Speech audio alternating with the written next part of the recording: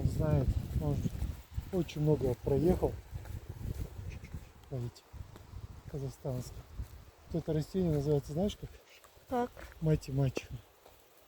Вот это получается. Потрогай с этой стороны лист. Это мать. А с этой стороны потрогай. Здесь жесткий, да, чуть-чуть? Это мачеха. Мать и мачеха. Там речка идет. Сейчас хочу снять рыбочку.